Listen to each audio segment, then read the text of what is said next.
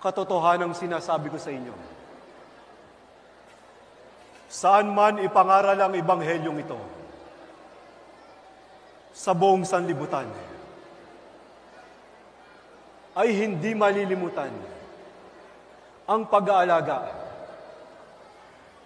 ng babaeng ito sa akin.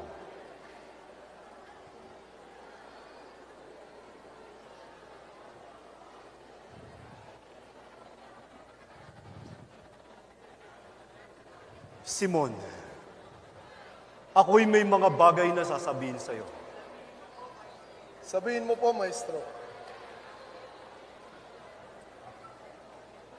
Sa isang may utang, sa dalawang may pautang sa kanya.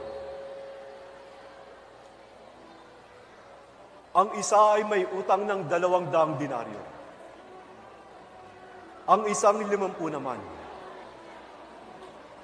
Nang sila ay walang ibayad,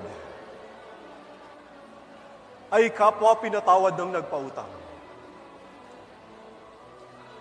Alin nga sa kanila ang taong iibig sa kanya? Inaakala ko pong na yung pinatawad niya, na lalo malaki. Matuwid ang paghatol mo. Nakita mo ang babaeng ito? Ginawa niyang lahat ang mga bagay na ito sa akin na hindi mo nagawa sa akin. Nang ako'y pumasok sa bahay mo. Kaya nga't sinasabi ko sa inyo, pinatatawad na siya sa kanyang mga kasalanan. Sapagkat siya'y umibig ng malaki. At sa pinatatawad ng kaunti, kakaunti ang pag-ibig.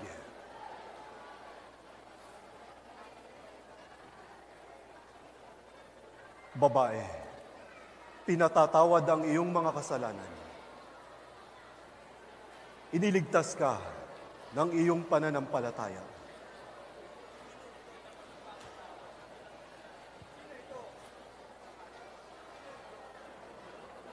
Sino ito?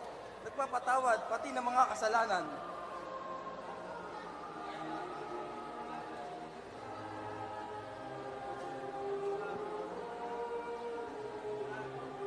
Rabbi, wala bagang anuman sa'yo. Napabayaan mo ang aking kapatid na maglingkod ng isa. Iutos mo sa kanya na ako'y tulungan. Marta, Marta, nililigalig ka ng maraming mga bagay.